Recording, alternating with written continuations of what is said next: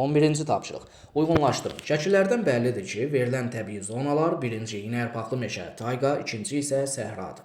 Monqolstan Çin Namibiya ərazisində yerləşir. Əlbəttə, Monqolstan Çində Qobi səhrası, Çin ərazisində Təkləməkan səhrası, Namibiyada Namib səhrası var. A uyğundur ikinciyə. Rütbətlənmə əmsal 350-nin 300-ə və üst bataqlıqlar səciyyəvidir. B uyğundur. Tayqa, yəni iynəyarpaqlı meşələrə.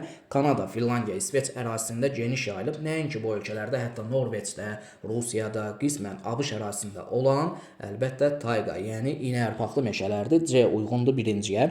Rütbətlənmə əmsalı 200-ün 1800-ədir. Sutkalıq amplitud da çoxdur. D əlbəttə səhra zonalara aid olan əlamətdir. Boz qonur torpaqlar, bu da səhraların torpağıdır. Çünki tayqalarda podzol, çimli podzol torpaqlar yayılmışdır.